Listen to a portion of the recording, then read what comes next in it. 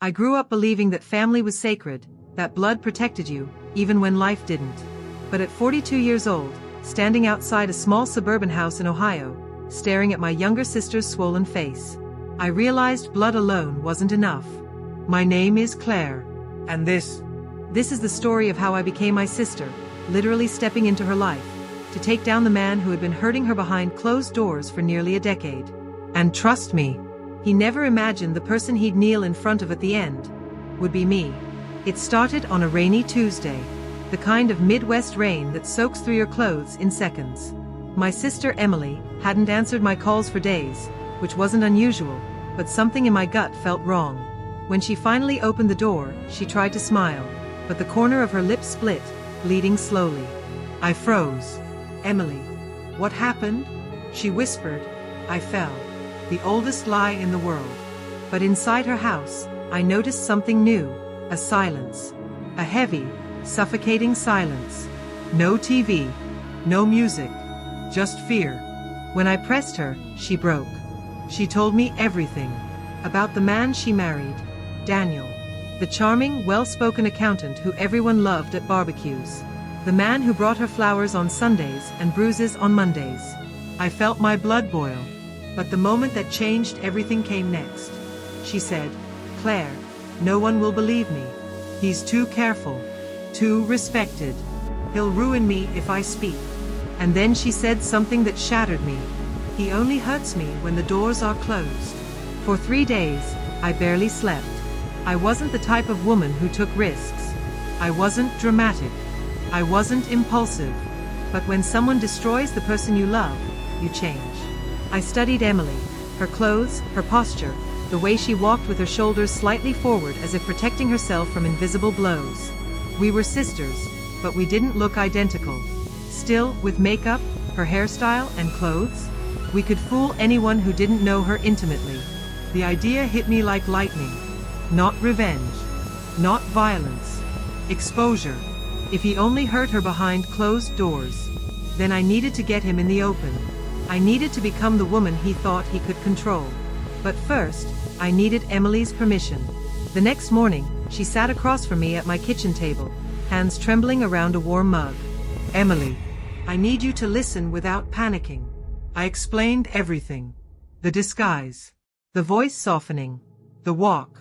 The reason. When I finished, she looked pale. "Claire, you could get hurt." "I won't," I said. "Because I'm not going to him behind closed doors. I'm going to him in public." Her eyes widened. She whispered, "You'd really do that for me?" I reached across the table and squeezed her hand. "No one hurts you without answering to me." It took days to perfect. The hairstyle was easy. The clothes, borrowed from her closet, fit well enough. The voice took practice. Emily spoke softly, almost apologetically, while I talked with directness. So I recorded her voice, studied her breathing, practiced lowering my tone. I learned her habits, how she tucked her hair behind her ear when nervous, how she avoided direct eye contact when someone raised their voice. But the hardest part? Feeling what she felt. The moment I put on her beige cardigan, the one she wore during fights because he liked her better in pastels, my chest tightened. I looked at myself in the mirror and whispered, "This is what he sees when he decides she's weak." And in that instant, I promised myself I'd destroy that illusion. Emily told me he always went to the same restaurant on Fridays, a nice place in downtown Columbus. She rarely went with him. He preferred to eat alone, claiming quiet helps him think. Which meant he'd be shocked to see her walk in. Perfect. I arrived early, wearing her clothes, her soft perfume, even her subtle wedding ring. When Daniel walked in, he didn't notice me at first. But when his eyes landed on me, his entire expression changed. Confusion. Annoyance. Then a smile, the rehearsed one he used for appearances. "Emily? What are you doing here?" I looked down the same way Emily would. I wanted to see you." He sighed, irritated. "You know I don't like surprises." A waitress walked by, and he instantly straightened his posture, pretending to be the perfect husband. I almost laughed. He had no idea who he was actually talking to. I needed him frustrated. Not enough to cause a scene yet, but enough to slip. So when we sat down, I quietly said, "Daniel, we need to talk." His jaw tightened. Not visibly, but I saw the small twitch, the one Emily had described. Behind closed doors, this was the moment he'd snap. But in public, he had to pretend. "What is it now, Emily?" I let silence grow, uncomfortable, awkward, heavy. The restaurant noise around us dulled. My heartbeat slowed. I whispered, "Someone saw me. They know." His fork dropped. He leaned forward. "What did you say?" "I told someone the truth." His mask cracked. For half a second, pure fear flashed across his face. He whispered sharply, "Do you have any idea what you're doing?" "Oh, Daniel, if only you knew." Now the final step. I needed him loud. I needed him angry. I needed him to show the world who he really was. So I stood up from the table. The entire restaurant glanced in my direction. I looked down again, the way my sister did, and said just loud enough, "Daniel, please, don't do this again." The word "again" was a blade. He panicked. He grabbed my wrist, tightly, enough to hurt, and a woman at the next table gasped. That was my cue. I pulled my wrist back and spoke louder. "Daniel, stop hurting me." The restaurant fell silent. Every head turned. A waiter hurried over. "Ma'am, is everything all right?" And then, he snapped. "Emily, sit down. You're embarrassing me." His voice boomed through the room. People stared at him with disgust. Phones were pointed at him. He realized the attention, the witnesses, the danger. His face drained of color. I didn't mean, "Emily, please, just sit. Let's talk." His voice cracked. Not with anger. With fear. With vulnerability. With defeat. I looked him dead in the eyes and said, "I'm not Emily." He froze. I pulled off the small wig. Let my own hair fall. Let him see the woman who wasn't afraid of him. "I'm the sister of the woman you've been abusing for years." Gasps echoed through the room. Daniel stumbled backward, nearly falling. And then, he dropped to his knees. Please don't ruin me." His voice broke into a whimper. But I stepped closer and whispered, "You ruined yourself." When I said those 3 words, "You ruined yourself," something inside Daniel collapsed. He stayed on his knees, palms pressed to the polished restaurant floor, eyes wide and desperate. People stared at him like he was something they scraped off their shoe. And I felt nothing for him. No pity. No hesitation. Just the weight of every bruise he'd ever left on my sister's skin. The manager approached cautiously. "Ma'am, do you need us to call the police?" I didn't answer immediately. Because the truth was, this wasn't the moment I wanted him arrested. Not yet. This was the moment I wanted him terrified. So I leaned down until my lips were inches from his ear. "Everyone sees you now," I whispered. "You can't hurt her anymore." And then I stood up and walked away, leaving him there, broken, shaking, begging for a version of control he would never have again. I didn't look back. Because men like him don't deserve to see the face of the woman who defeated them. When I got home, Emily was waiting for me on the couch. She looked terrified, hopeful, exhausted, like someone who had forgotten how to breathe. "Claire, what happened?" Her voice trembled. I sat beside her and took her hands. "He's exposed," I said calmly. "He lost control in public. People filmed him. There's evidence now." She covered her mouth, tears filling her eyes. "But, is it enough?" "Yes," I said softly. "But exposure isn't the end. It's the beginning." Because abusers don't collapse instantly. They unravel. Slowly, desperately, chaotically. And I knew Daniel wouldn't go down quietly. 2 days later, at 8:13 a.m., he called me, thinking he was calling Emily. I answered with her soft tone. Hello." His voice was hoarse. "Emily, I'm so sorry. You blindsided me. I didn't know you felt unsafe. I didn't know you thought I cut him off gently. "Daniel, please don't lie. Not now." Silence. He exhaled shakily. "Okay, maybe I pushed too far. But you made me angry. You know how to calm me down. You know how to stop things from escalating." My stomach twisted. He was rewriting the truth, turning his violence into her responsibility. Classic abuser psychology. I spoke quietly.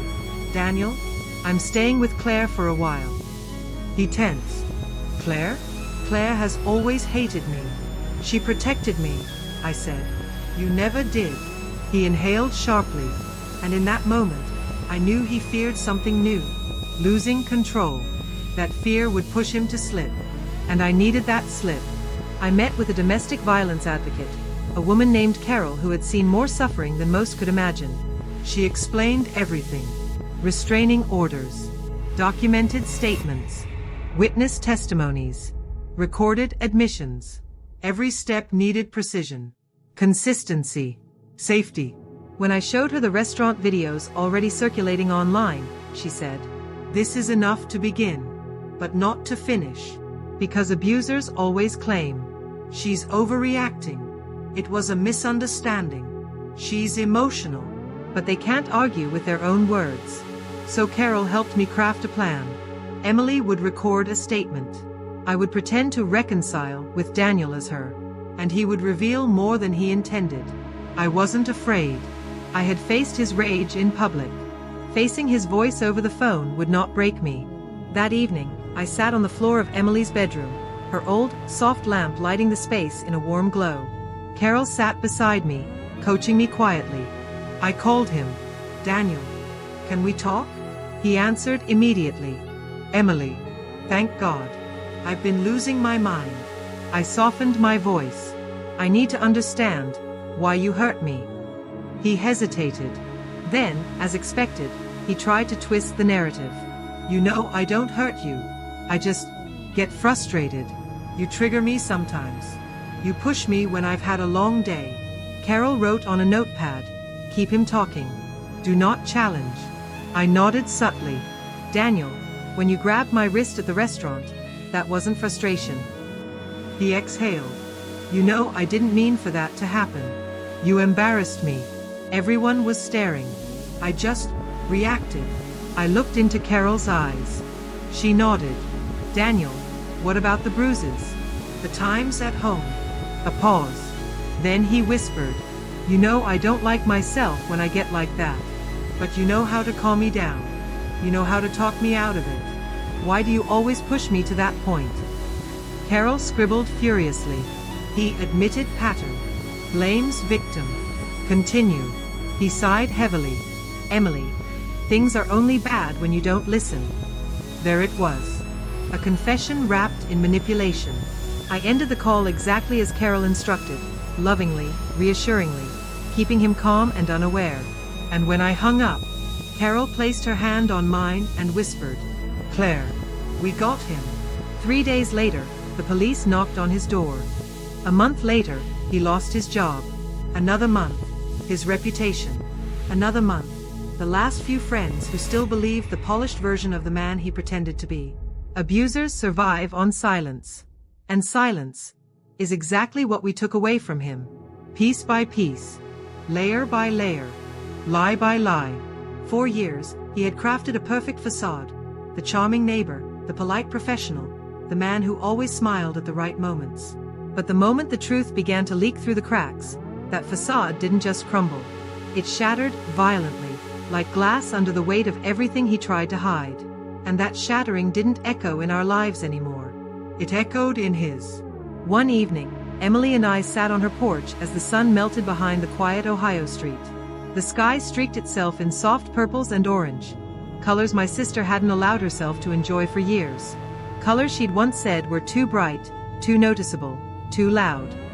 But now, she wore them, boldly, softly, like a woman rediscovering her right to take up space in the world. She rested her cheek against her knees, pulling the soft blanket around her shoulders. For the first time since this began, she looked peaceful. Not healed yet.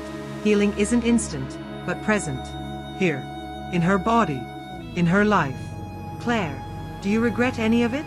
she whispered, her voice thin but steady. I looked at her, my little sister, who had survived not just bruises, but the years of shrinking inside herself, the quietness forced into her bones, the fear that had rewritten the way she walked, breathed, existed. And I shook my head slowly. No, I said. My voice didn't crack. It didn't tremble. It was solid, the way it had needed to be for both of us. Because he stopped hurting you. Because he finally faced consequences. Because for the first time in years, you're free. Emily swallowed hard. Her eyes glistened, catching the last rays of sunset. She smiled softly, a small, trembling gesture, but real. Her first real smile in years. Then she asked something I wasn't expecting. Something heavy. Something honest in a way only broken people growing back together can be honest. What made you brave enough? The question hit me harder than I expected. Because bravery had never been the foundation of what I did. Not really. I took a deep, slow breath, feeling the warmth of the summer night settle on my skin. The air smelled like fresh-cut grass and something sweet from the neighbor's porch, things I hadn't noticed in months because all I could feel was tension. So I told her the truth. I wasn't brave, Emily. My voice softened. I was furious. Furious at every moment he made you feel small. Furious at every lie you told to protect him. Furious that he stole years of your life and convinced you it was love. I looked at her, really looked at her, at the strength returning to her posture, at the light beginning to flicker back into her eyes. And sometimes, I continued, fury is exactly what justice needs. Not violence, not vengeance, but the kind of fire that pushes you to do what love alone can't. People think revenge is about punishment, about striking back, hurting the person who hurt you, making them feel the same pain they inflicted. But that isn't real revenge. Not the kind that stays. Not the kind that heals. Real revenge is freedom. Real revenge is waking up without fear. It's seeing my sister pouring coffee in her kitchen without flinching at every sudden sound. It's hearing her laugh, a laugh that had been buried so deep I almost forgot what it sounded like. It's watching her sleep through the night without jolting awake from nightmares that weren't hers to carry. Real revenge is seeing her paint her nails red again, the color he told her wasn't appropriate for married women. It's watching her reclaim pieces of herself she thought she'd lost forever. Her favorite music, her old hobbies, her confidence, her voice. Because Daniel didn't just lose control. He lost the narrative he had forced on her. He lost the power he fed on. He lost the woman he thought would never escape him. He lost everything that made him believe he was untouchable. And I didn't become my sister to trick him. I didn't step into her world to humiliate him. I didn't impersonate her to destroy his life. I became her, to show her what she could become again. Strong, loved, protected, whole, alive, free. And that is the greatest revenge of all.